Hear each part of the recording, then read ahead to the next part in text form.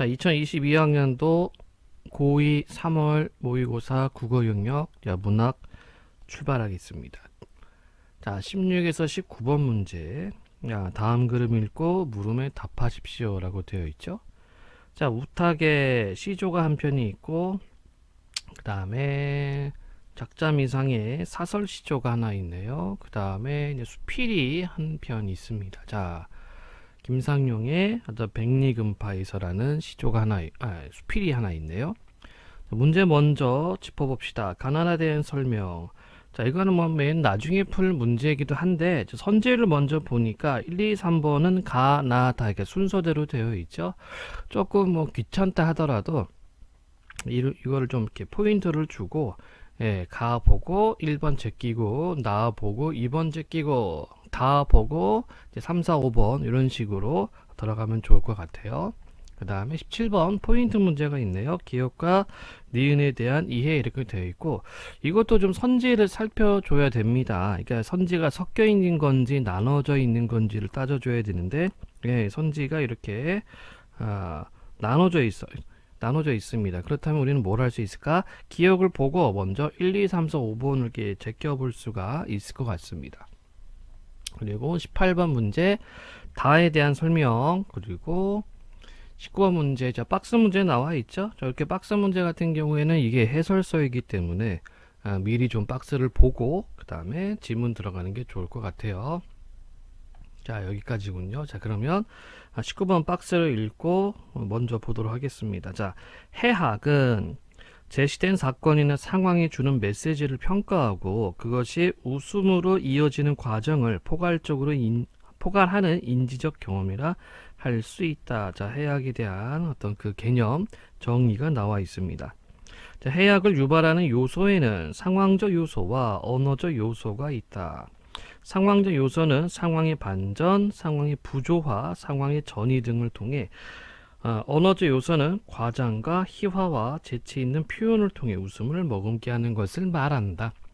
자, 그래서 여러분들 이게 독해를 해줄 때에는 이렇게 간단한 단락도 여러분들 좀 분리를 좀 해줘야 될 것 같아요. 그래서 여기는 이 구조는 해학에 대한 어떤 개념이 나와 있고, 그 다음에 해학을 분류를 했죠. 분류를 했는데, 그 요소 분류를 했는데 여기는 지금 상황적 요소, 그 다음에 언어적 요소 구분했고, 상황 요소에 하나, 둘, 세 개, 언어적 요소에 하나, 둘, 세 개, 이런 식으로 구성이 짜져 있네요. 자, 그렇다면은 위 글 지문에는 이제 해학과 관련된 내용들이 있다는 얘기가 되겠죠. 자, 그럼 먼저 우탁의 시조를 보도록 합시다. 자, 이런 시조를 뭐라고 하냐면은 탄로가라고 해요. 한탄한다, 늙음을 한탄하는 노래, 이렇게 되겠습니다. 자, 평시조에 해당이 되고, 평시조라고 하는 것은 뭐 초장, 중장, 종장, 3장 6구 45장 내외를 쓰는 시조를 평시조라고 합니다. 자, 내용 보도록 할게요. 자, 고전시가든 현대시든 간에 분석을 할 때는 정서를 찾고 왜 그런 거 찾고 표현기법, 그리고 심상 정리해 주면 될 것 같아요. 자, 내용 보겠습니다.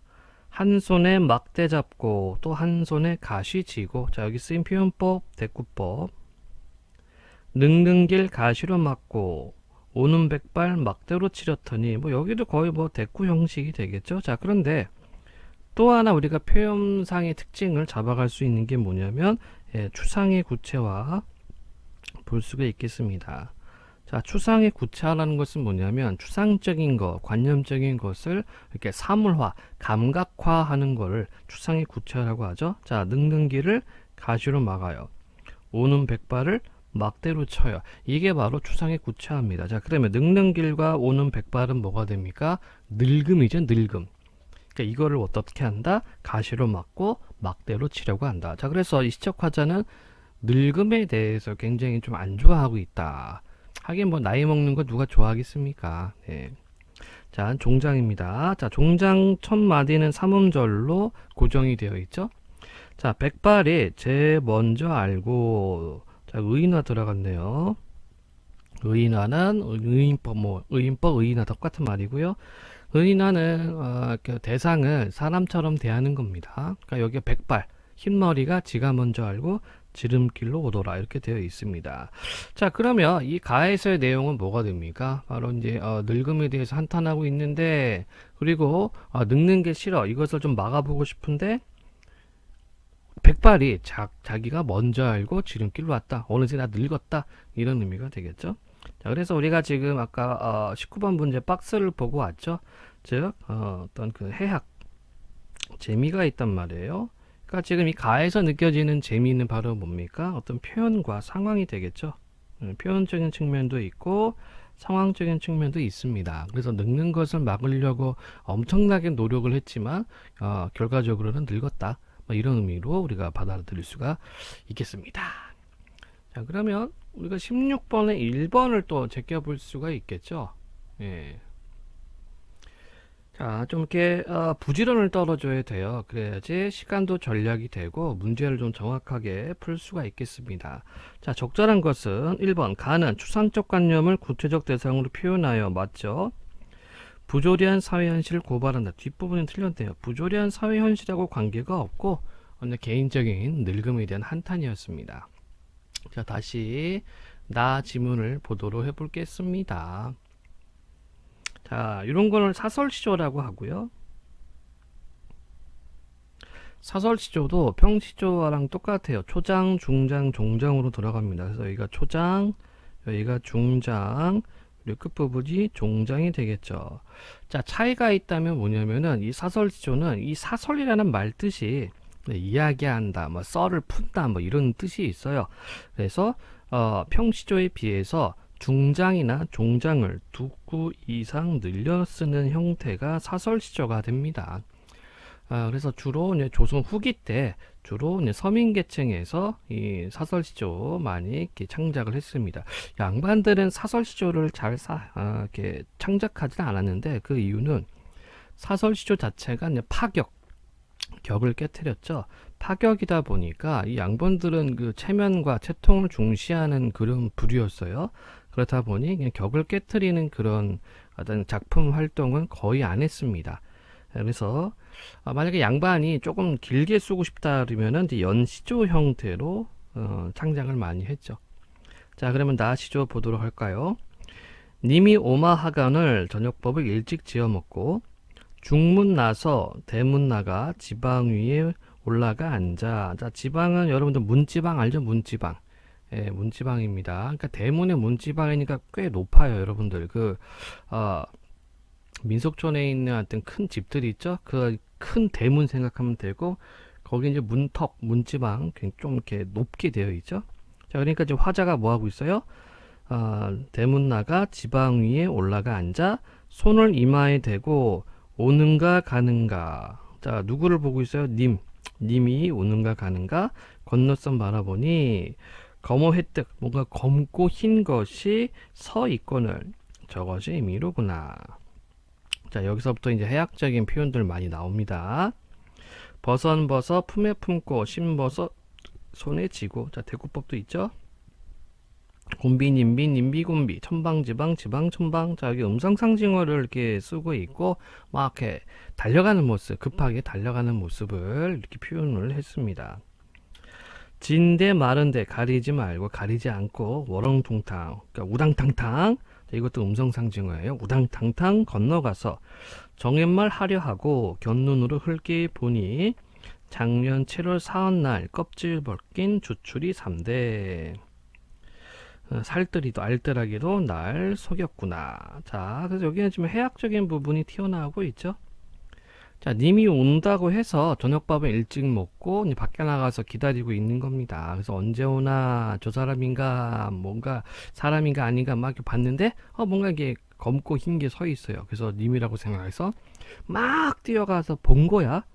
근데 가서 확인하니까 이거 그냥 삼줄기네, 그쵸? 예. 그러니까 이제 속았단 얘기죠. 그리고 여기도 끝부분에 이제 의인화 들어가 있고요. 예, 3대가 알뜰하게도 속였대요. 반어법도 있구나. 자기 속인 게 알뜰한 건 아니죠. 그래서 반어법 있고 의인화 있고. 그러니까 이 부분이 이제 해학적이라는 얘기죠. 모처라 밤이게 망정이지. 행여 낮이었다면 남 웃길 뻔했다. 이렇게 되어 있습니다. 자, 그래서 이 전체적인 내용 자체가 좀 해학적인 상황이 좀 드러나 있죠. 그리고 뭐 표현도 좀 재미있는 표현들이 있었습니다. 그러니까 착각한 거죠, 착각. 예, 님이라고 그 3대, 그 3줄기를 님이라고 착각을 해서 막 뛰어갔다가 님이 아닌 것을 보고 자기 스스로도 웃긴 거야. 그래서 나지였다면 남 웃길 뻔했다. 이렇게 맞춰놓고 있습니다. 자, 그러면 16번에 2번도 우리 확인을 좀 해줘야 되겠죠. 나는 대꾸의 방식 활용하여 있어요. 대꾸 있었습니다. 시적 대상이 갖고 있는 긍정적인 속성을 예차는 아니죠. 자, 대꾸 방식을 활용해서 뭐 했습니까? 막 정신없이 뛰어가는 모습, 이거를 묘사를 한 거지. 어쨌든 대상이 갖고 있는 긍정적 속성을 예찬했다? 아닙니다. 자, 이번엔 수필 한번 보도록 해볼까요? 고개를 넘어 산허리를 돌아내렸다. 산 밑이 바로 들은 그저 논뿐의 연속이다. 두렁풀을 말끔히 깎았다. 논뼈미마다 수북수북 담긴 벼가 연하여 백리금파를 이루었다. 백리금파, 금물결을 이루었다는 얘기죠. 그러니까 넓게 펼쳐져 있는 금물결, 이런 의미가 되겠네요. 아마 그래서 계절적 배경이 한 가을 되려나요? 곡식이 익어가고 있는 그런 모습. 여기저기 논들을 돌아다니는 더벅머리 떼가 있다. 우여우여 소리를 친다. 혹 꽝꽝 석유통을 두드리기도 한다. 참새들을 쫓는 것이다. 자, 그러니까 시골에서 참새떼들 와가지고 벼들 이렇게 쪼아 먹으니까 그거 못 쫓게 하려고 쪼아 먹게 하려고 쫓아내는 겁니다. 참새들은 자리를 못 붙여 한다. 우선 내 옆에 있는 더벅머리 떼가 우여 소리를 쳤다. 참새떼가 와르르 날아갔다. 자, 우리 표현상 특징도 찾아봐야 되겠죠? 이렇게 수필도 역시 여러분들 시 읽는 것처럼 정서를 찾아주고 왜 그런가 찾고 그다음에 표현 기법 찾아주면 돼요. 수필도 일상 경험에서 자신의 느낌과 어떤 정서를 표현하는 어떤 산문 글 형태이기 때문에 시 보는 것처럼 정서 외 표현 기법 이렇게 정리해 주면 됩니다. 자, 그래서 뭐 우여 소리를 쳤다, 청각적 이미지가 있고 뭐 와르르 이렇게 음성 상징어도 있습니다. 음성 상징어. 음성 상징어는 이제 목소리를 흉내내는 말이죠. 그래서 의성어와 의태어가 있는데 여기는 이제 의태어가 되겠네요. 자, 첫마리는 될 것 같다. 날아간 참새들은 원을 그리며 저편 논뱀이에 앉아본다. 저편 애놈들은 날아앉은 새떼를 보았다. 깨어져라 하고 석유통을 두들긴다. 일제히 우여 소리를 친다. 이 아우성을 질타할 만한 담력이 참새의 작은 심장이 있을 수가 없다. 참새들은 앉기가 무섭게 다시 피곤한 날개를 쳐야 한다. 날에는 날개예요. 어디를 가도 우여우여가 있다. 꽝꽝이 있다. 참새들은 쌀을 하나 넘겨보지 못하고 흑석뼈 같은 우여우여 꽝꽝 속을 헤매는 비우나들이다. 저 의나 들어갔네. 비우나, 슬픈 아이들. 사실 애놈들도 고달플 것이다.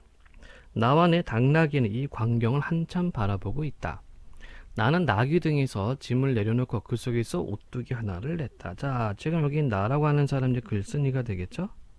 그러니까 글쓴이가 지금 뭐 하고 있는 겁니까? 이렇게 논에서 참새를 쫓고 있는 아이들을 본 거죠. 얘들아, 너들 이리 와, 이것 좀 봐라. 하고 나는 오뚜기를 내들고 애놈들을 불렀다. 애놈들이 모여들었다. 얘들아, 이놈의 대가리를 요렇게 꼭 누르고 있으면 요 모양으로 누운 채 있단 말이다. 그렇지만 한번 이놈을 쑥 놓기만 하면 요것 봐라.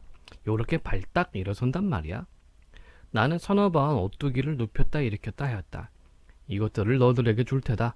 한데 씨름들을 해라. 씨름에 이긴 사람에게 이것을 상으로 주마. 얘가 뜬금없이 씨름하라 그러네요. 아마 이 글쓴이가 조금 심심했나 봐. 그래서 애들하고 놀고 싶어가지고 장난감을 상품으로 걸어서 아이들끼리 씨름을 붙이는 것 같아요. 애놈들은 날래 수줍음을 버리지 못한 날래. 자, 이건 뭐 사투리가 되겠고요.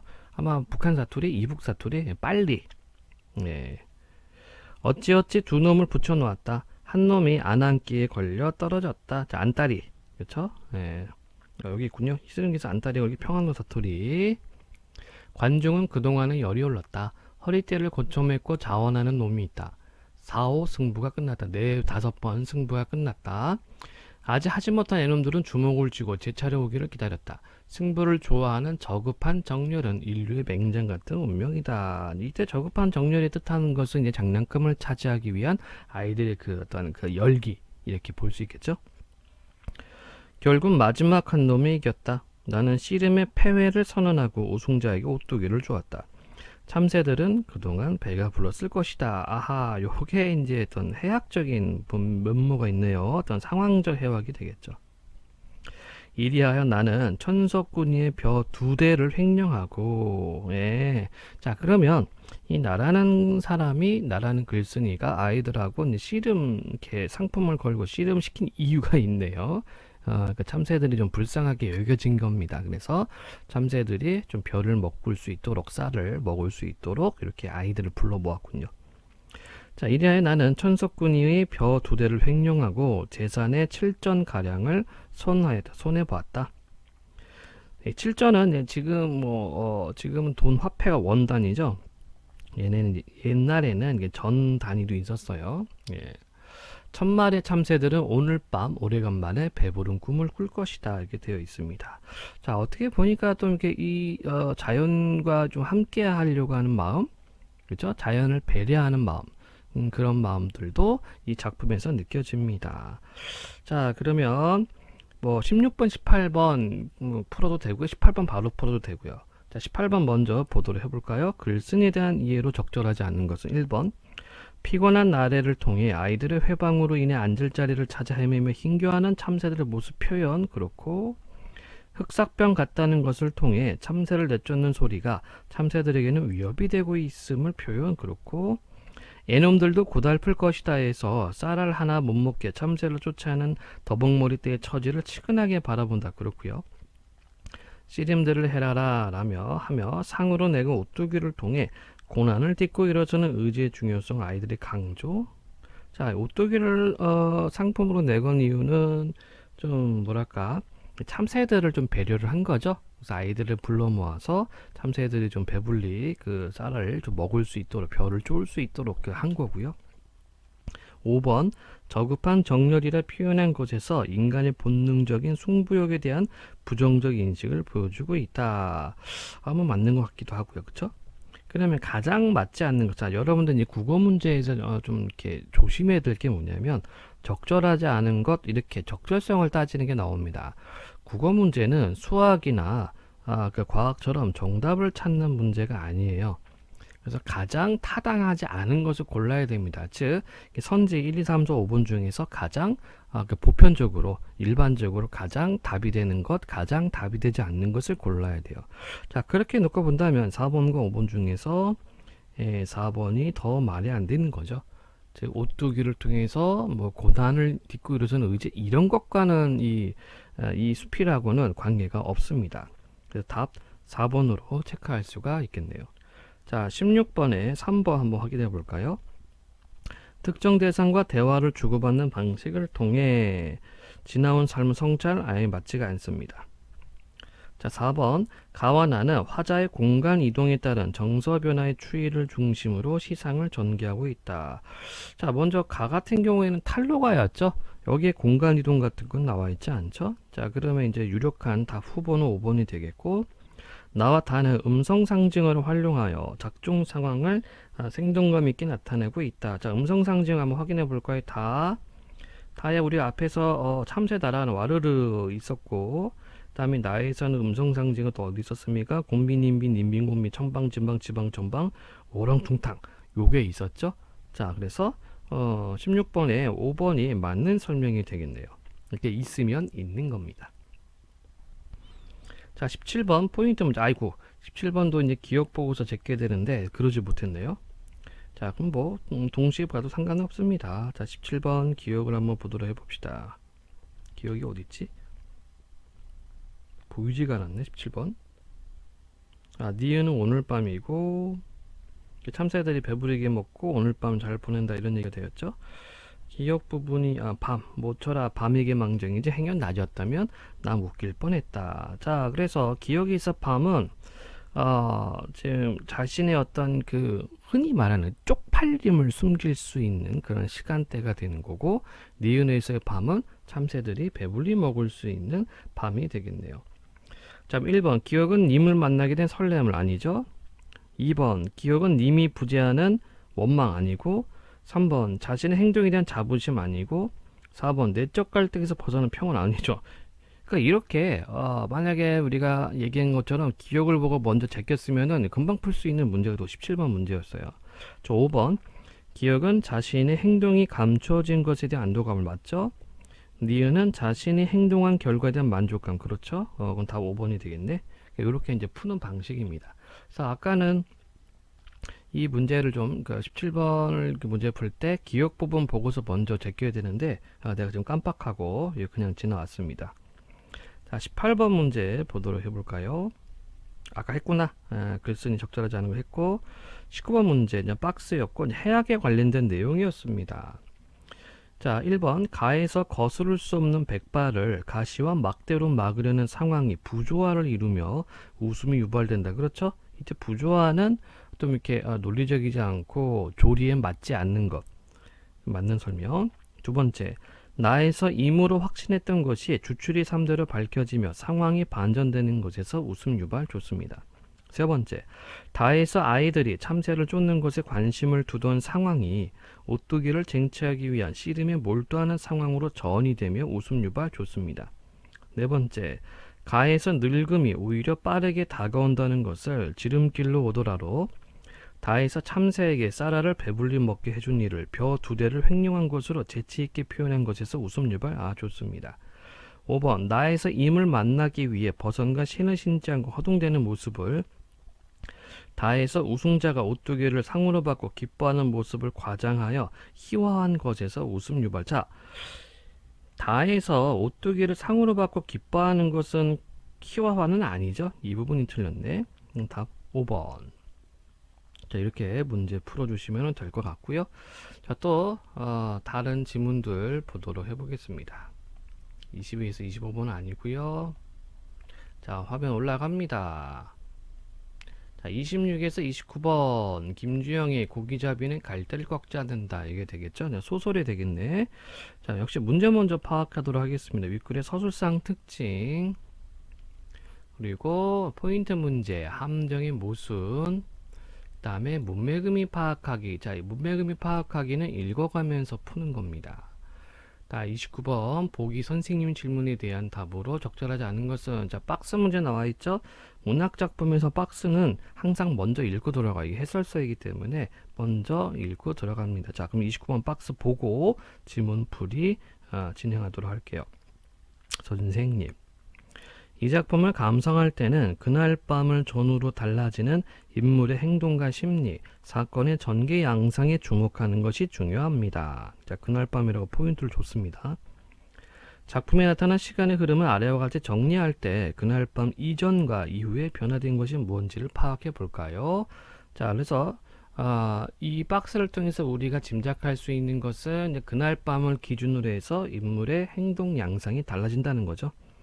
자, 고기잡이는 갈대를 꺾지 않는다. 보도록 할까요? 기본적으로 소설을 볼 때에는 이제 서술상 특징을 잡아가면서 여러분들 읽어야 되는데, 먼저 인칭을 잡아야 되고요. 인칭은 뭐 1인칭, 3인칭은 나눠지죠. 그 다음에 이제 묘사 부분 체크를 해야 돼요. 묘사는 시간적, 그 배경 묘사하고 인물 묘사, 그리고 배경은 다시 시간과 공간 묘사, 인물은 내면 묘사와 외형 묘사. 이렇게 정리를 해주시길 바랍니다. 자, 그럼 보도록 하겠습니다. 적어도 그 다락 속에는 어머니의 은밀한 움직임에 명분을 줄 만한 물건들을 찾아볼 수 없었다. 그러나 나는, 이거 1인칭이군요. 자, 그러면 이제 주인공인지 관찰자인지를 또 우리가 체크해야 되겠죠? 그러나 나는 곧 그것을 발견했고 해답도 얻어낼 수 있었다. 그것은 무심코 지독의 뚜껑을 열어봤을 때였다. 자, 지독 체크되어 있는데 지독이 뭘까요? 종이를 짓지어서 만든 독. 그러니까 독은 여러분들 그 항아리 같은 거, 좀 큰 항아리를 독이라고 불러요. 그러니까 종이로 만든 독이란 얘기네. 자, 그것은 무심코 지독의 뚜껑을 열어봤을 때였다. 지도개 뚜껑을 열어 제치는 순간 나는 굳어버린 듯 그 자리에서 꼼짝할 수 없었다. 나는 못 볼 것을 본 것처럼 소스라쳐 지도개 뚜껑을 닫고 문 쪽으로 기어 나갔다. 이불에 깔려있는 방은 조용했고 텐마루에서는 옹알이를 하고 있는 아우의 기척이 들려왔다. 나는 다시 안쪽으로 들어가서 지도개 뚜껑을 벗겼다. 놀랍게도 그 지도개엔 간역까지 넘쳐내릴 것 같은 곡식이 가득 채워져 있었다. 자, 곡식이 있네요. 곡식. 자, 위에서 뭐라고 얘기했습니까? 어머니의 은밀한 움직임의 명분을 줄 만한 물건이었어요. 그러니까 엄마가 뭔가 은밀하게 움직였고 그것에 대한 어떤 근거로 어떤 물건을 찾고 있었는데 그 물건이 뭐다? 곡식이네요. 그것은 도정까지 마친 하얀 맵쌀이었고, 자, 이 도정이라고 하는 거는 우리가 이제 쌀을 먹잖아요. 그러니까 벽시, 그러니까 벽 껍데기를 다 깔고 우리가 이제 먹을 수 있는 쌀, 그게 다 도정이 된 겁니다. 자, 도정까지 마친 하얀 맵쌀이었고 옆에 있는 지도개는 보리쌀이 반 넘어나 채워져 있었다. 그러니까 지도개 한두 개가 아니네. 예. 그러니까 뭐 한 두어 개 또 더 있는 것 같아요. 자, 여러분들 공간 묘사들 따져줘야 되겠지, 그치? 공간과 어떤 대상에 대한 묘사가 어떻게 이루어진지를 봐야 됩니다. 자, 지금은 뭘 보고 있습니까? 지도기에 대해서 묘사를 하고 있고, 하나는 쌀, 하나는 보리쌀. 문득 지독 속으로 손을 집어넣고 싶은 충동을 느꼈다. 그러나 그럴 수 없었다. 평두가 되게 손등으로 꼭꼭 다져놓은 곡식 사례 위에는 평평하게 손등으로 꼭꼭 다져놓은 곡식 사례 위에는 5손가락의 형형이 너무나 선명한 손도장이 찍혀 있었기 때문이었다. 이것 때문에 이제 자기 손을 못 넣은 거예요. 왜요? 자기가 손 넣어서 이렇게 휘저어버리면은 요 그 모양이 없어져 버리잖아. 자, 그러면 문명이민 파악하기가 있었죠? 28번입니다. 1번. 적절하지 않은 것은 누구도 범접할 수 없게 하기 위한 어머니의 의지를 나타내고 있다. 자, 우선 체크하고 넘어갈게요. 아직 확실하지는 않지만 왠지 그럴 것 같아요. 그래서 뭔가 좀 손자국이 남아있기 때문에 내가 그걸 좀 건드리기가 조금 꺼려지는 겁니다. 계속 지문입니다. 다식판에 요형으로 파놓은 음각 무늬처럼 선명한 어머니의 손자각을 보는 순간 나는 섬찟한 긴장을 느꼈다. 자, 다식판은 뭐냐면 여러분들이 떡 같은 거를 볼 때 떡의 그 모양이 어떤 무늬가 새겨져 있죠. 그거를 새기는 그 나무 판이 있어요. 그걸 다식판이라고 그래요. 자, 섬찟한 긴장을 느꼈다. 자, 인물 심리, 인물 내면 묘사도 우리 여러분들 이렇게 체크를 해줘야 됩니다. 그러니까 지금 그걸 좀 휘젓고 싶었지만 그 손바닥 모형을 보고서 섬찟한 긴장감을 느끼고 있는 거예요.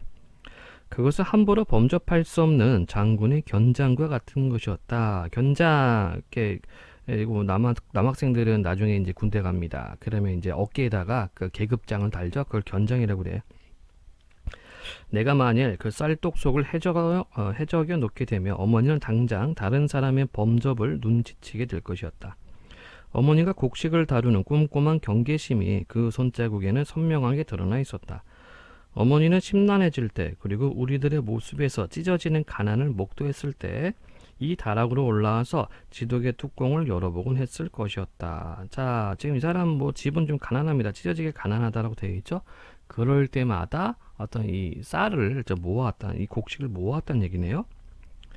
그리고 어떤 때는 우리 형제들을 밖으로 내몰고 몰래 지독의 곡식을 채워왔을 것이었다. 저기는 추측하고 있죠. 어머니 행위에 대한 추측. 나는 오랫동안 지독을 물끄러미 바라보며 앉아 있었다. 이 많은 곡식을 다락 위에다 채워두고도 우리 세 식구는 속절없이 배를 줄여왔던 것이다.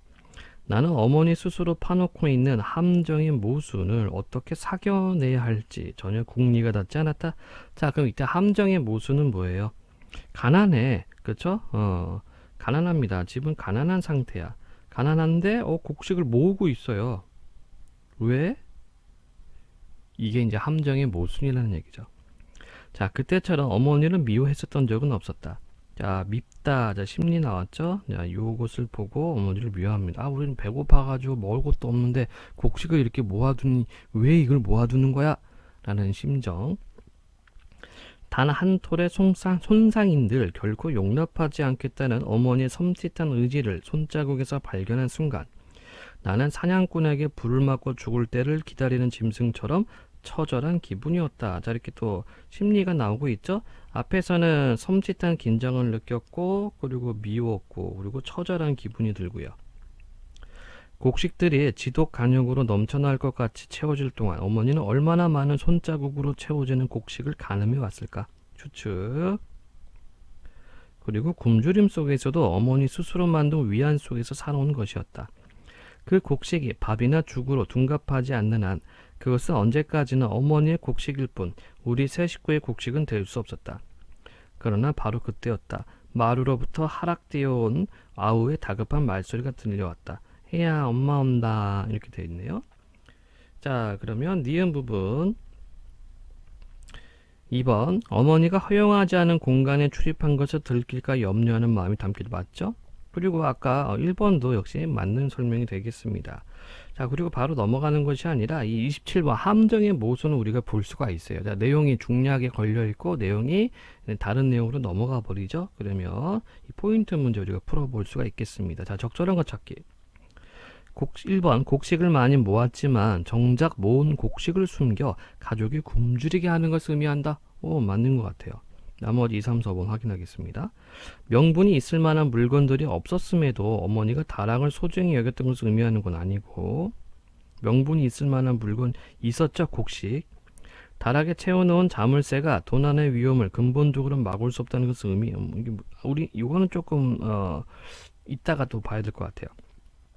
쌀로 채워져 있을 것이란 생각과 달리 보리쌀로만 채워진 지독 발견, 둘 다 발견했죠.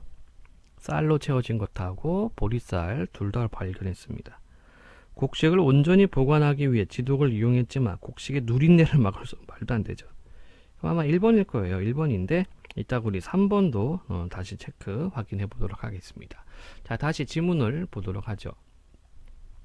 중략 부분 줄거리. 다락에 숨어 있다가 어머니에게 발각된 그날 밤. 자, 포인트 나왔죠. 우리가 앞에서 그 문제를 봤다시피 그날 밤을 기점으로 해서 인물의 행동 양상이 달라진다고 얘기를 했었습니다. 그날 밤 어머니는 우리를 혼내는 대신 쌀밥을 해주셨다. 행동이 달라졌네. 곡식을 모으고 있다가 그날 밤 쌀밥을 해줬어요. 자, 내용 봅시다. 어머니가 우리들의 자존심을 부추기고 나온 결정적인 사건이 있었다. 그것은 갑자기 너무 많은 양의 밥을 먹고 난 뒤 설사에 부대끼느라고 밤잠을 설쳐했던 그날 밤 이후로 어머니는 고미다락의 문을 채우지 않았다는 것이다. 자, 다락의 문을 안 채워요. 자, 바뀐 행동 하나 있고, 다락에 대해서는 각별한 경계심을 갖고 채워두기를 게을리지 않던 어머니가 채워둔다는 수칙을 스스로 깨트려버린 것이었다. 어머니가 왜 그랬는지 그 내심을 알 수 없었다. 한동안이 지난 뒤에야 그것을 발견했던 우리는 채워진 다락에 대해서 가졌던 강렬한 호기심보다 더욱 강렬하게 다락의 일에 빨려들고 말았다. 자, 어느 날 아우는 다락이 채워지지 않았다는 것을 어머니에게 일깨워준 적이 있었다. 그러나 어머니는 코드담만 할 뿐 화들짝 놀라서 단속하려 들지 않았다. 그렇다고 어머니가 다락의 출입을 중지해버린 것도 아니었다. 옛날과 다른 점이 있다면 우리가 바라보는 앞에서 그것을 출입하기 시작했다는 것과 조마조마하고 비밀스러운 발자국 소리도 우리들 몰래 길게 몰아쉬던 숨소리도 그 뒤로는 들을 수 없게 됐다는 점이었다. 자, 달라진 점이 뭐가 있어요? 첫째, 자물쇠 안 채워요. 둘째, 우리가 바라보는 앞에서 출입하기 시작해요. 셋째, 조마조마하고 비밀스러운 발소리 없습니다. 예. 어머니는 자주 허리가 저리다는 둥, 청소를 해야겠다는 둥, 혼잣소리로 다락 출입의 고초를 늘어놓곤 하였다. 지극히 일상적인 그런 말들이 우리들로 하여금 다락에 대한 신비감을 반감시키는 단서가 됐을지도 몰라다. 자, 신비감이 또 반감되었죠. 그러니까 인물의 심리 같은 것들을 정리를 해줘야 돼요. 앞에서는 인물 심리가 어땠습니까? 호기심이 있었어요. 호기심.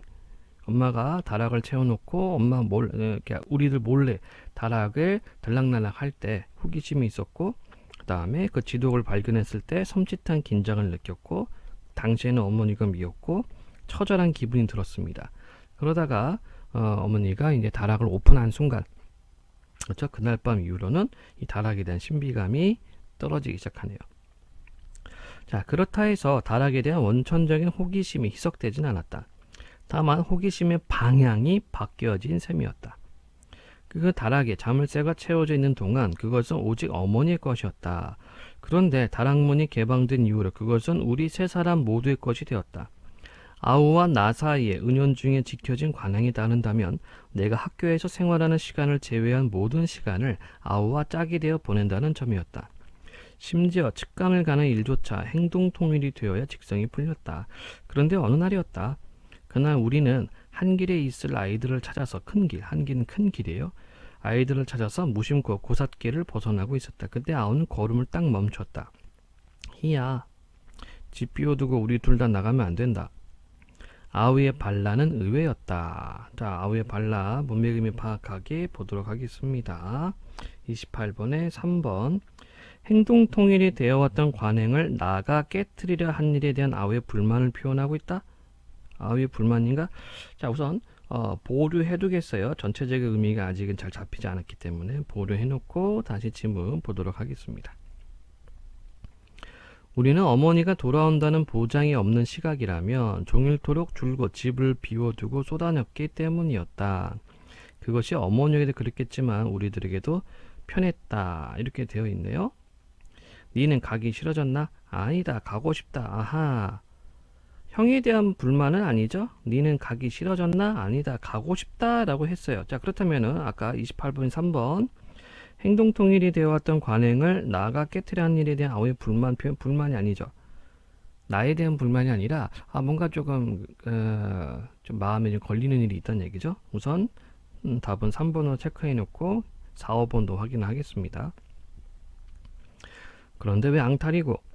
희야는 다락문이 열려있는 건 모르나? 누가 들어와서 다락문 열면 잘랐고 그랬다.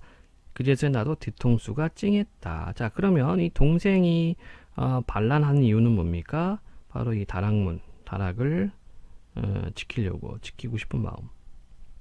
요게 되겠죠? 우리는 한 길로 진출하라는 속셈을 바꿔야 했다. 다락문을 예전처럼 다시 채워놓는다면 우리들 나들이의 꺼림칙함을 지워버릴 수도 있었다. 그러나 우리들 능력으로는 그것이 손쉬운 일이 아니었고 또 어머니가 열쇠를 지니고 있는 것인지도 의문이었다. 문맥음이 28의 4번. 아이들과 함께 놀고 싶은 생각에 제동이 걸리는 이유 중에 하나로 작용 맞죠? 다시 지문. 그것이 난감했다. 나는 공연히 아우에게 쏘아붙였다. 그러면 어쩔래? 네 혼자서 집 지키고 있을래? 아우는 아무런 갈등도 보이지 않고 고개를 주걱거렸다. 고개만 주걱거렸을 뿐만 아니라 그때까진 좀처럼 내뱉은 적이 없던 한마디를 서슴없이 덧붙였다. 희야 혼자 갔다 오니라. 그런 아우의 대견함은 낯설고 놀라운 것이었다. 28의 5번. 혼자서라도 다락을 지키겠다는 아우의 언행이 뜻밖이었으면 늘어난다. 맞죠? 자, 그럼 우리 아까 꼽아놨던 3번이 답이 되겠습니다. 자, 크게 어려운 지문은 아니고요. 1인칭 나가 있었고, 그 다음에 어떤 관찰자, 아마 주인공 시점도 있고요. 관찰자적인 시점도 있고, 여기서는 좀 관찰자적인 시점이 좀 강한 편이죠. 즉, 자신에 대한 이야기보다는 어머니에 대한 이야기가 좀 줄을 이뤘다고 볼 수 있겠고, 물론 중략 부분에서는 이제 주인공적인 시점도 있습니다. 그래서 조금 이렇게 좀 섞여 있는 복합적인 시점이라고 보면 되겠네요. 자, 26번 윗글의 서술상 특징으로 가장 적절한 것은 회상을 통해 주인공이 직접 경험한 사건을 전달한다. 맞네요. 자, 나머지 반복되는 사건을 통해 인물 간의 갈등 심화 없고 장면의 빈번한 전환 없습니다. 동시에 발생한 사건의 병치를 통해 없고요. 공간적 배경에 대한 묘사를 통해 얘는 있었는데 미래를 암시해 이건 아니죠. 자, 그럼 가장 적절한 것은 1번. 27 했고 28 했고 자 30번 자 29번 문제 보도록 하겠습니다. 자, 그래서 이제 그날 밤을 전후로 달라지는 양상. A에서 다락에 대해 품었던 나의 원천적인 호기심이 B에서 모두 희석되었음을 알 수 있습니다. 자, 우선 걸리는 건 요거죠. 모두 희석되었다. 자, 우리가 지문에서 확인했었던 내용은 반감되었다라고 이야기를 했었습니다. 반감은 조금 어느 정도 떨어졌다는 얘기지 이게 다 사라졌다는 얘기는 아니거든요. 우선 체크. A에서 다락의 곡식에 대해 가졌던 어머니의 꼼꼼한 경계심이 B에서 느슨해지고 있음을 알 수 있다. 맞고 A에서 다락의 곡식에 대해 어머니가 가졌던 애착을 B에서 나와 아우도 가지게 되었다. 그렇고요. A에서 어머니만 짊어졌던 다락에 대한 책임감이 B에서 나와 아우에게도 부여되고 있다. 그렇고 A에서 몰래 다락방에 출입했던 어머니가 B에서 나와 아우가 바라보는 앞에서도 출입하고서 알 수 있다. 그렇죠? 자, 그러면 가장 적절하지 않은 것은 1번이 되겠고, 적절하지 않은 이유는 모두 희석되었다. 이게 아닙니다. 모두 희석된 것이 아니라 호기심이 완전히 사라진 것은 아니에요. 그래서 이렇게 반감되었다라고 표현을 했었습니다. 답 1번이 되겠죠? 자, 그러면 이쪽 지문 문제가 다 해결이 됐네요.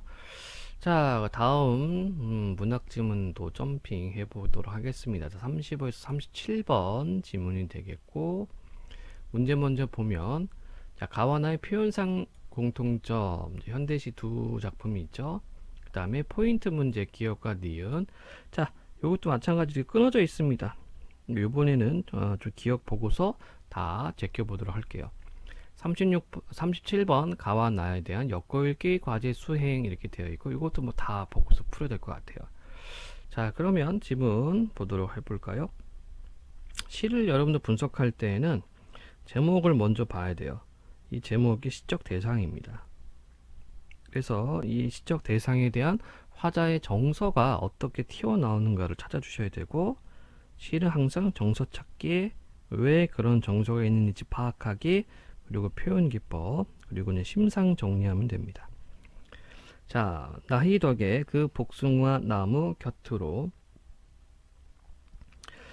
너무도 여러 겹의 마음을 가진 그 복숭아 나무 곁으로. 자, 의인화 들어갔네. 마음을 가졌다. 자, 사람처럼 대하는 게 의인화입니다.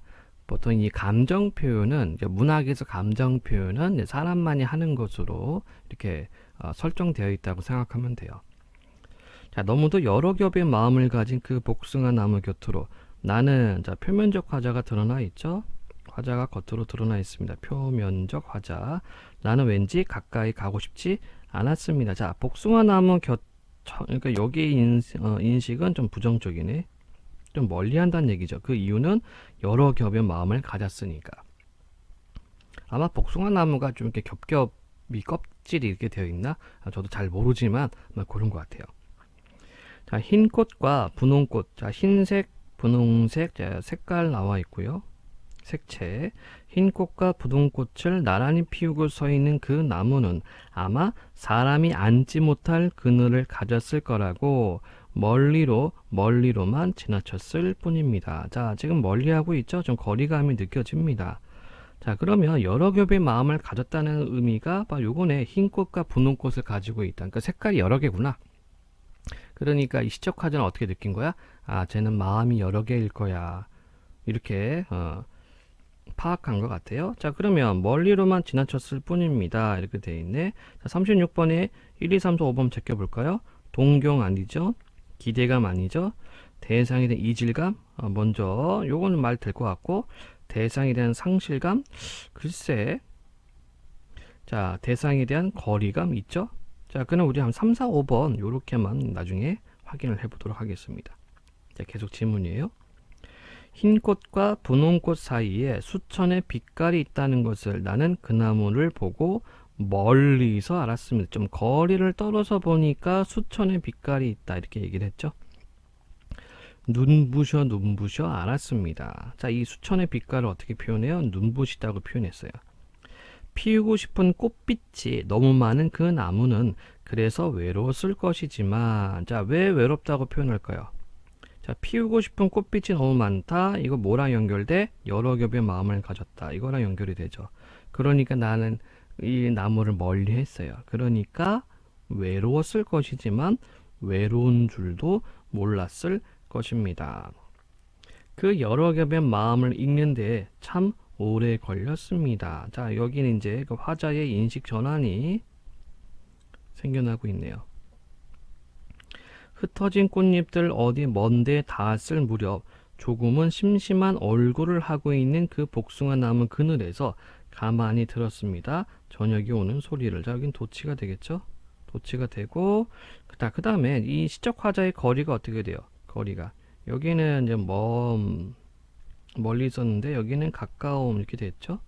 즉 이 복숭아 나무에 있던 마음 그것을 좀 깨달았기 때문에 즉 그 수천의 빛깔 여러 가지 마음 여러 가지 피우고 싶은 꽃빛이 있었어요. 그것에 대한 마음을 읽어냈기 때문에 지금 화자가 어디에 있다?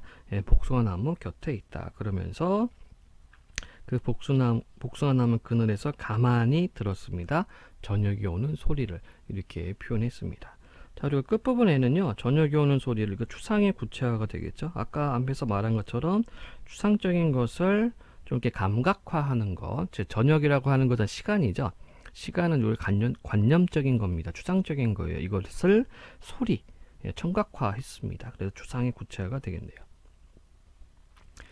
자, 다음에 나 지문을 보도록 하겠습니다. 잔디에게 덜 미안한 날. 천변 잔디밭을 밟고 사람들이 걷기 운동을 하자 잔디밭에 외줄길 길이 생겼다. 어쩌나 잔디가 밟혀 죽을 텐데 내 걱정 안 것 없인데 자 역시 표면적 화자 드러나 있죠. 그래서 가시와 나시의 공통점은 화자가 겉으로 드러나 있습니다. 내 걱정 안 것 없이 가르마길이 나고 그 자리만 잔디가 모두 죽었다. 오늘 새벽에도 사람들이 그 길을 걷는데 멀리서도 보였다. 죽은 잔디 싹들이 사람의 몸속에 푸른 길을 내고 살아있는 것이 푸른 잔디의 것이 아니라면 저 사람들의 말소리가 저렇게 청량하랴. 저 서리법이죠. 소리는 알면서 묻기. 자, 그러면 여기 멀리서도 보였다. 무슨 의미가 될까? 한번 보도록 해볼까요? 자, 이 36번에 3, 4, 5번 확인하면 되겠죠?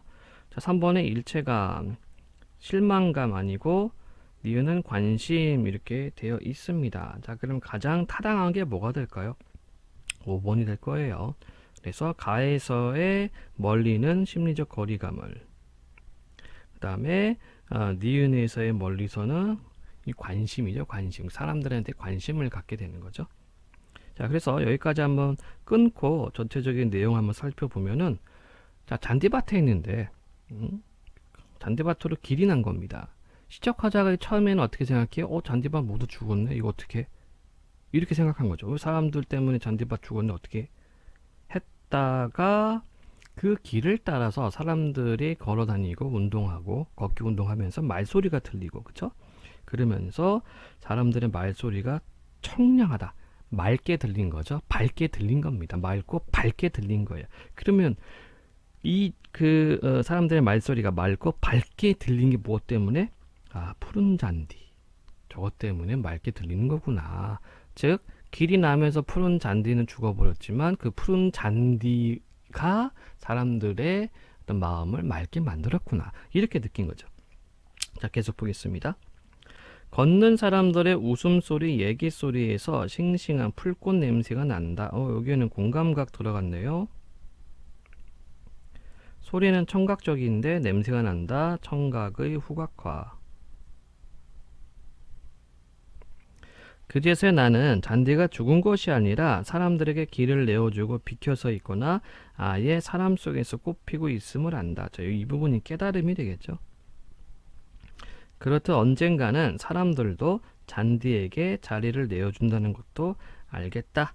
예, 그래서 만약에 사람들도 왔다 갔다 안 하면 여기 다시 잔디가 잔디풀이 돋아날 거니까 이렇게 얘기를 하고 있습니다. 자, 잔디에게 덜 미안한 날. 그래서 이렇게 제목을 표현했군요. 예. 자, 그럼 35번입니다. 가와 나의 표현상 공통점으로 가장 적절한 것은 색채어를 활용하여 대상의 모습을 구체하고 있다. 자, 색깔 표현이 있었나요? 푸른 잔디, 푸르다 있었고, 그 다음에 가에서는요, 뭐 흰꽃, 분홍꽃 있었죠? 자, 있으면 있는 겁니다. 답 1번 체크해 놓고 2번 서리적 표현을 사용하여 화자의 확신을 드러내고 있다. 자, 복효근 시에서 청량하다 서리법이 있었고, 그 다음에 가에서는 서리법이 없습니다. 가에서는 서리법이 없었고요. 경어체를 활용하여, 경어체 아니죠? 경어체 뭐 씁니다, 입니다. 이게 경어체예요. 후각적 심상을 활용하여 대상의 속성을 부각하고 있다. 자, 나시에는 후가, 싱싱한 풀꽃 냄새가 난다 있었는데 가시에는 후각적 없습니다. 시각적 십상만 있습니다. 아니고 상승과 하강의 이미지를 반복하여. 자, 잔디밭이 나시에는 상승 하강 이미지 반복이 없죠. 그러면 가장 적절한 것은 1번이 되겠네요. 자, 36번 아까 했고, 자, 37번 문제입니다.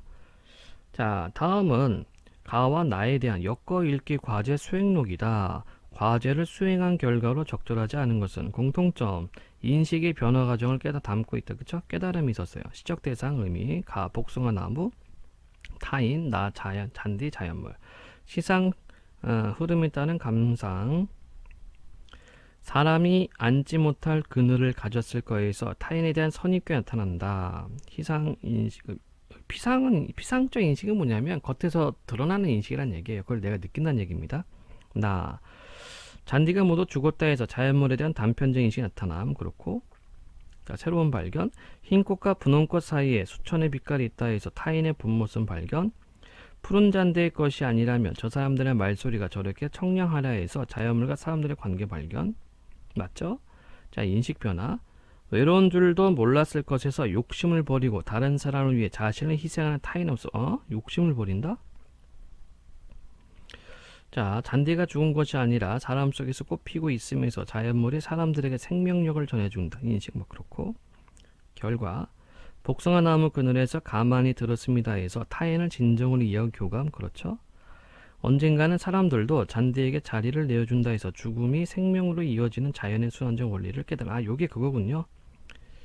사람이 죽으면 무덤에 가잖아. 무덤 만들잖아. 그럼 그 위에 잔디가 생기잖아요. 그거군요. 네. 그러면 가장 타당하지 않는 것은 C가 되겠네. 외로운 줄도 몰랐을 것에서 욕심을 버리고 다른 사람을 위해 자신을 희생한다. 자, 이게 왜 안 맞냐면은 이 복숭아 나무가 욕심을 부렸습니까? 이건 아니죠. 전체적인 시 내용으로 봤을 때 뭐 욕심을 부리고 타인을 위해 희생한다. 이런 내용하고는 맞지가 않습니다. 그래서 37번 틀린 거는 C 이렇게 연결할 수 있겠죠. 자, 또 다음 지문 한번 살펴볼까요? 맨 끝부분에 있나? 42에서 45번 고전소설에 해당이 되겠네요. 아따, 지문 길다잉. 작자미상의 원령 난자전. 자, 문제 먼저 보면 윗글에 대한 설명, 그 다음에 자, 포인트 문제인데 이 포인트 문제 같은 경우는 좀 이렇게 좀 섞여 있죠.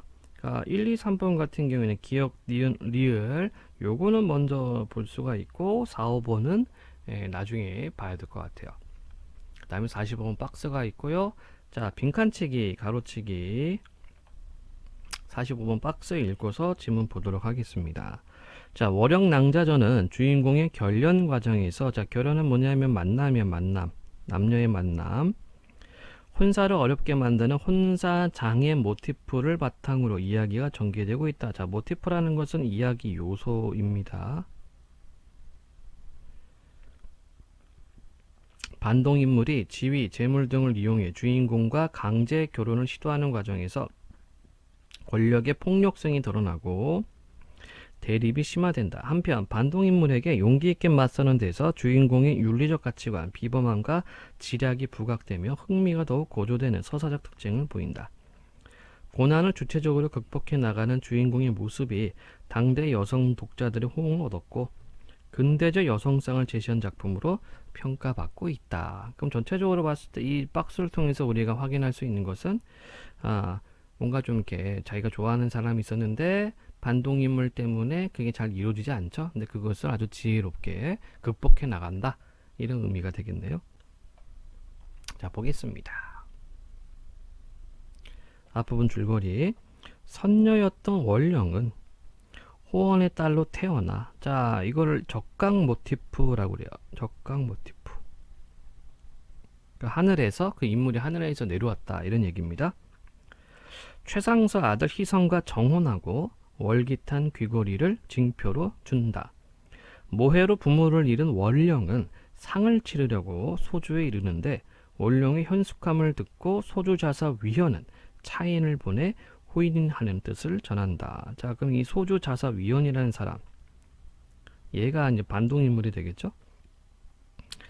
낭자의 말씀이 그른지라, 그렇다, 그러니까 틀렸다는 얘기예요. 이제 낭자의 부모 친척이 없고 천리 원저 먼 길에 최생 소식을 통할 길이 없거늘. 자, 이때 최생은 누굽니까? 바로 최상서의 아들 최희성. 네, 이때 생은 보통 이제 선비들을 생 이렇게 불렀어요. 헛되이 신의를 지키고 평생을 그르게 하니 어찌 아깝지 아니하리요. 또한 위자사는 누굽니까? 위자사는 바로 위현, 소주자사 위현. 위자사는 청춘의 부귀영화, 일국의 진동하니. 젊고 부귀영화하고 그게 나라의 진동하는데 유명하다는 얘기야. 셀럽이구만. 이제 낭자 결혼하여 빛난 가문의 아름다운 부인이 되어 생남생녀 하시며, 그러니까 남자아이 낳고 여자아이 낳고 부귀영화 누리다가 백년해로 하시고 위로 부모의 제사를 받들고 아래로 평생을 온전케 할 것이니 어찌 즐겁지 아니하리요. 사생을 돌아보지 아니하고 쓸데없는 최생을 따르고자 하시나이까. 낭자는 깊이 생각하소서.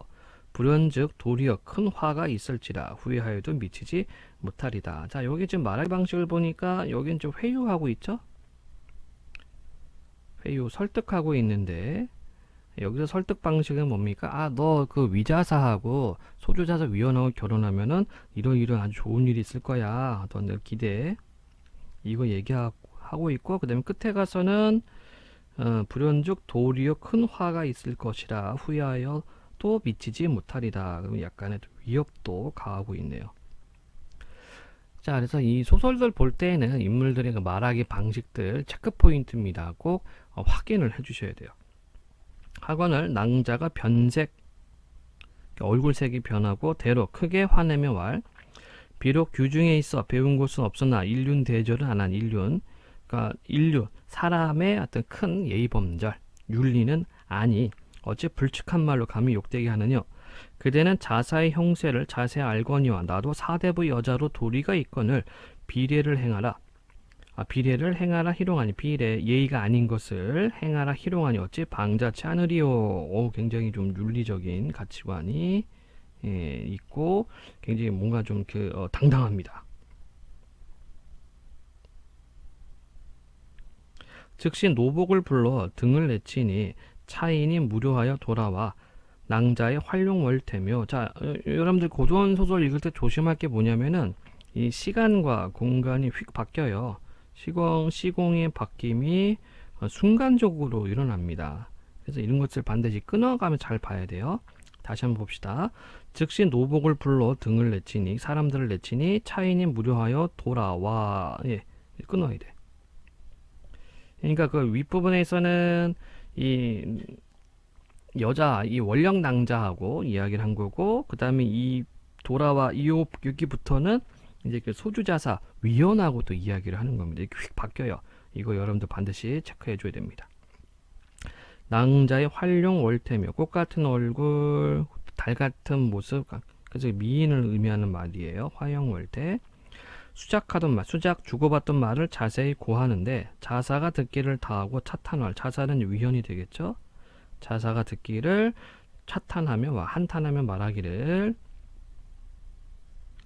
이 여자는 짐짓 군자 호구라, 군자를 좋아하고 구하는 사람이다.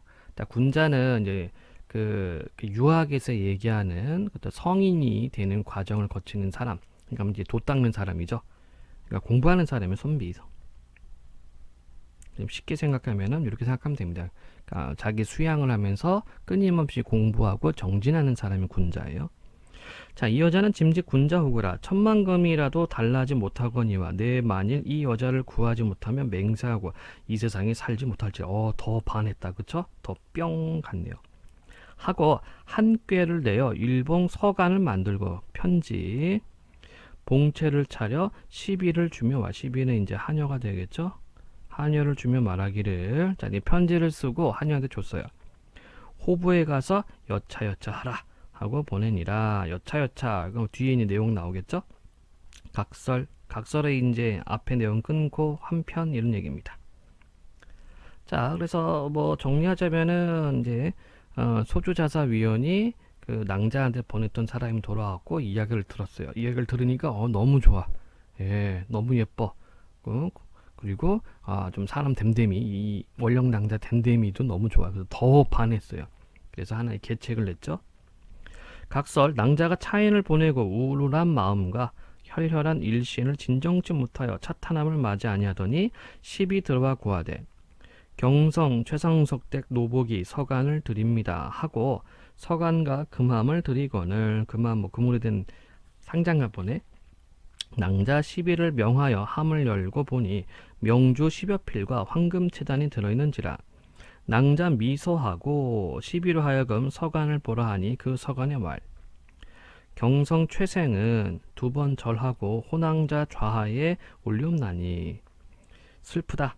세월이 여류하여 세월이 흐르는 물 같아서 벌써 상궁에 3년상을 지낸 지 오랜지라. 이때 상궁 아마 자기 아버지 전일 언약을 굳게 지켜 지금까지 실가를 정하지 아니함은 이유 없도다. 언약 약속을 굳게 지켜서 지금까지 실가를 정하지 아니함은 그러니까 이거는 결혼하는 겁니다. 결혼하지 아니한 것은 이유가 없다.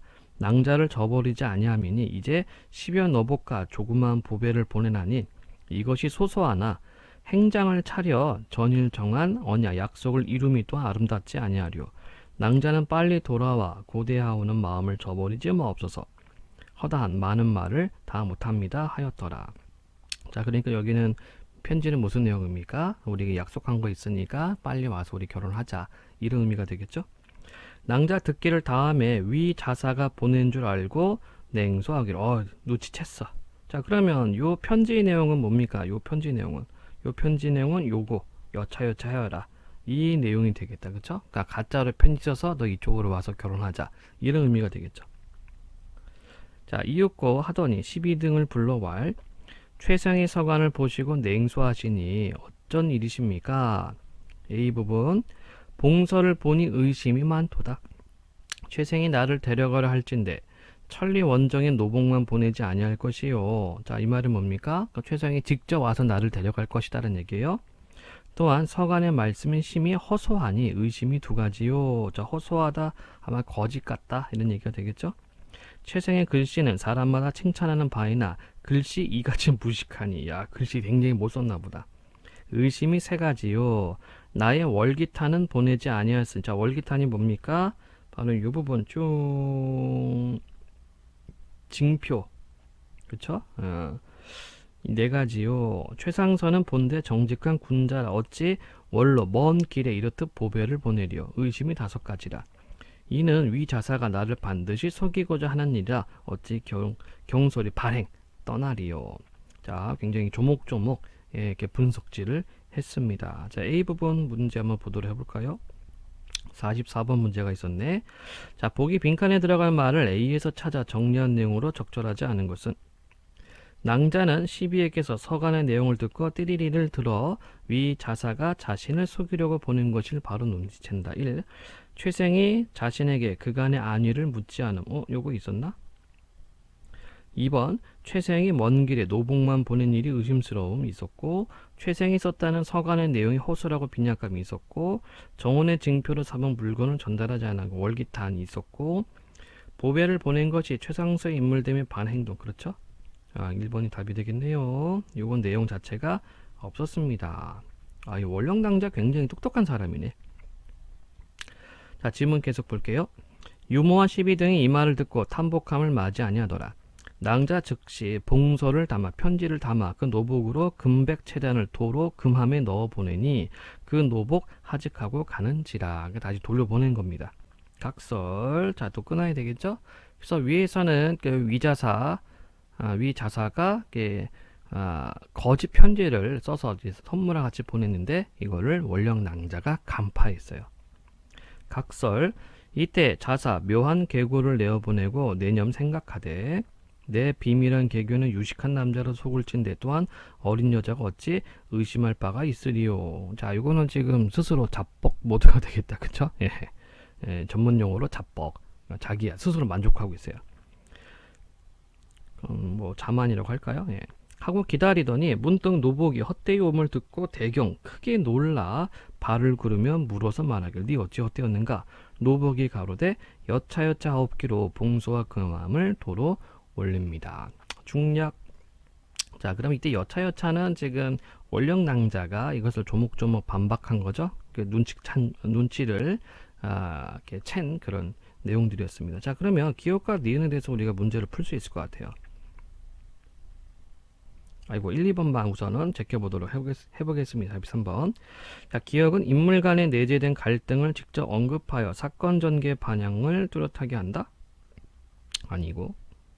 니은은 여러 사건에 대한 인물들의 다양한 입장을 예상하게 한 인물간 아니죠? 예, 니은은 방금 우리가 봤지만 바로 원령낭자였던 이 편지에 대해서 조목조목 반박하는 그런 내용이었습니다. 자, 중량 2호부터 다시 보겠습니다.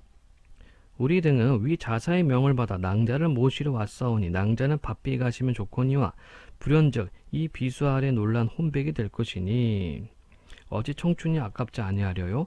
후회하여도 미치지 못하니 낭자는 길이 생각하소서. 협박하고 있어요. 같이 가지 않으면은 죽이겠다. 비수 칼. 낭자가 정색하며 대꾸하고 말하길 내 비로 여자나 너희 등 비수는 두렵지 아니하나 어찌 죽기를 두얼이 저하다는 말은 두려워한다는 얘기입니다. 어찌 죽기를 두려워할까만 지금까지 목숨을 보존하기는 이유 없도다. 부모의 유언도 있을 뿐더러 후사를 근심할 일이오니 뒷일을 근심할 뿐이니 이제 너희 등의 핍박을 보니 어찌 소소한 일을 생각하고 잔명 남은 목숨을 구차히 살아 못했으리요. 또한 내 벌써 죽어 너희 자사에 더러운 욕을 씻고자 했더니 이제 너희 등 손에 죽느니 차라리 내 먼저 자결하여 더러운 욕을 면하리라. 자, 그래서 이 부분에서 말하기 방식은 내가 미리 죽겠다 이런 얘기죠. 니들이 나를 죽이려고 해. 어차피 나 소소하게 남은 목숨 구차하게 이어갈 이유가 없어. 내가 차라리 자결해서 나의 어떤 그 명예를 내가 보존하겠다. 이렇게 어떤 그 의지적인 태도를 당당하고 떳떳한 태도를 보이고 있어요. 하고 언파에 말을 마치고 비수를 빼어 우선 자객 3인을 베니 관근 50인 등이 수각에 황난하여 손을 올리지 못하고 각각 몸을 빼쳐 도망하더라. 뭐야, 싸움도 잘해. 칼을 빼서 자객 3인을 3명을 베니까 관근 50명이 이렇게 당황한 거예요. 자, 교중에 조그만 처자로 어찌 자객 3, 4인을 베을까마는 자, 이 부분은 편집자적 논평 서술자 개입입니다. 줄여서 편논 서계라고 할게요. 자, 편집자적 논평 서술자 개입은 상황에 대해서 서술자가 직접 개입해서 평을 내리는 거죠. 자, 규중에 조그만 처자로 어찌 자객 3, 4인을 배울까만 이는 반드시 범인이 아니요 평범한 사람이 아니요 조화가 무궁한 이유로 이러합니다. 관군등이 낭자를 해치지 못하고 도망하면 목숨을 아낍니다. 낭자, 관군등을 물리치고 인하여 자결하는 채하니 관군등이 몸을 감추어 그 낭자하는 거동을 보고 자사에게 돌아오니라. 저도 끊어야 되겠죠? 자, 그래서 윗부분 내용은 아마 이 위원 자사가 좀 강압적으로 너 안 가면 죽어 이렇게 데려오려고 했는데 오히려 이 원령낭자가 칼을 잘 써서 이렇게 자객 3, 4인을 베어 넘겼고 그다음에 관군 50명은 흩어지는 겁니다. 그러면서 이제 자결하는 척하니까 그것을 보고 돌아왔어요. 이때 낭자 개교로서 관군을 물리치고 노복을 불러 자객의 죽음을 자사 부중에 버리고 오느라 하거늘 노복 등이 그 경상을 보고 대경왈 크게 놀라왈 이 어찐 신체오며 낭자는 어찌할 살아계십니까? 낭자가 소왈 웃으며 말하길 지금 여차여차 하노라. 자, 이 여차여차 하는 것은 이제 자객을 죽이고 자기가 죽는 척 하면서 관군을 내쫓은 거죠. 하거늘 노복 등이 낭자의 의견과 담대함을 할애하더라는 걸 칭찬하는 겁니다. 이때 관군 등이 돌아가 자사를 보고 전후 수말을 고하는데 전후 앞뒤 수말 처음과 끝 자사 듣기를 다음에 오래 침음하다가 또 흉계를 내어 친히 와서 해치려 하더라. 이놈은 굉장히 스토커다 스토커 그쵸? 끈덕지네. 자기가 아예 죽여버리려고 그러네. 우리도 이렇게 좀 현실 세계도 이런 경우가 많이 있죠. 자기가 좀 안 됐다고 해가지고 해코지라거나 막 이렇게 안 좋게 좀 결말이 안 좋게 끝나는 스토킹들 많아요. 자, 낭자는 본래 지혜 용맹 있는 여자라. 이런 부분이 이제 성격 직접 제시가 되겠네요. 서술자가 인물의 성격을 직접적으로 말해주는 겁니다. 자사의 흉계를 짐작하고 일변 남복을 짓고 남장하는 겁니다. 상복을 지으며 초상을 치르게 준비한 후에 거짓말을 내어 말하기를 호낭자 병에 깊이 들어 만분 위중타 하니라. 이때 자사 듣고 허실을 탐지하더라. 자, 호낭자가 병에 깊이 들어서 굉장히 위중하다는 얘기예요. 이렇게 이제 거짓말을 한 겁니다. 그래서 자사가 듣고 이게 거짓인지 아닌지를 탐지하더라. 낭자 가만히 유모와 12사엔을 데리고 금안이라는 골짜기로 가서 고을인지 골짜기인지 모르겠네요. 아마 고을인가? 부모의 친구를 찾아 의지코자 할세 노복을 불러 말하기를 오래지 않아 자사 올 것이니 여차여차하면 너희 등 화를 면하니라 하고 각각 이별 후 낭자 남복을 개착하고 남자 옷을 입고 원랴 밤을 타서 금안으로 달아나니라. 이렇게 되어 있죠. 아마 우리 친구들이 이 지문을 어려워하는 이유는 아마 어휘들을 잘 몰라서 좀 어려워할 것 같아요. 그러니까 고전소설 같은 경우에는 현대소설과는 달리, 현대 언어와는 달리 옛날 말투와 옛날 어휘를 많이 쓰고 있죠. 그래서 이런 거를 공부하는 방식은 사실은 뭐 답이 없습니다. 정답이 없어요. 그래서 이렇게 작품들이 나올 때마다, 그때그때 나올 때마다 여러분들이 어휘를 정리를 꼭 해줘야 돼요. 그리고 평소에 이제 여러분들이 고전 문학 공부를 할 때 고전 소설, 고전 시가에 나오는 어휘들도 따로 좀 정리를 해서 여러분들만의 어떤 단어책, 단어장 이런 것들을 좀 만들어 가면서 공부를 좀 해야 될 것 같습니다. 자, 그러면 42번 윗글에 대한 설명으로 가장 적절한 것은 꿈과 현실의 교차되면서 아니고요. 서술자가 사건과 인물에 대한 주관적 평가를 드러낸다. 맞죠? 예. 나머지는 안 볼게요. 자, 기역, 니은, 디귿에 대한 설명으로 가장 적절한 것은 3번 리을은 인물의 성격이 변화됨을 암시하여 그에 따른 행동에 대한 독자 호기심, 리을이 뭐에 따라 여차여차. 자, 인물의 성격이 변화됩니까? 아니죠. 4번 니은, 디귿은 앞에서 일어났던 사건의 주요 내용을 생략하여 반복적 진술을 피하게 한다. 먼저 디귿부터 볼까요? 여차여차 하였노라. 그러니까 이건 지금 앞에 있는 내용을 얘기를 안 해주고 있죠. 그리고 니은도 볼까요? 니은이 어디 갔지?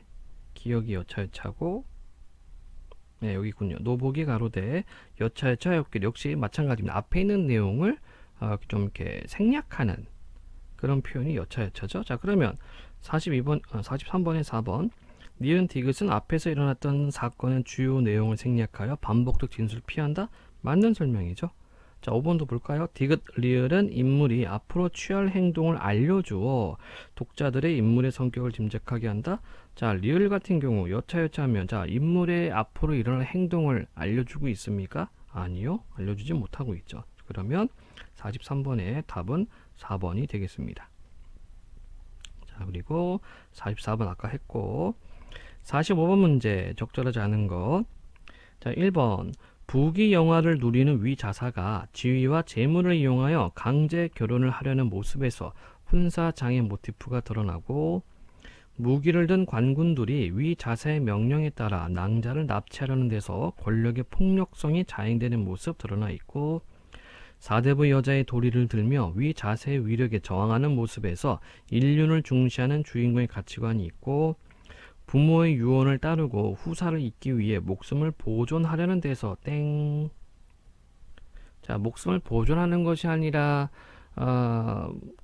스스로 자결하겠다 이렇게 이야기를 하는 부분이 있었죠. 5번 병이 위중하다고 꾸민 후 남북으로 갈아입고 금안으로 떠나며 위기를 벗어나는 데서 주인공의 지략이 드러나. 맞죠? 아닌 것은 4번입니다. 자, 이렇게 해서 42번, 43번, 45, 44번 다 문제가 풀렸네요. 자, 다시 한번 얘기할게요. 여러분들 고전시가 고전소설 같은 경우에는 현대 어휘가 아니기 때문에 여러분들이 많이 어려워합니다. 그래서 여러분들 이렇게 그때그때 작품들 나올 때마다 그때그때 어휘들, 표현들을 꼭 정리를 하고 복습을 하시기를 바라겠습니다. 자, 그래서 오늘 수업은 여기까지 진행하도록 하겠습니다. 오늘은 여기까지.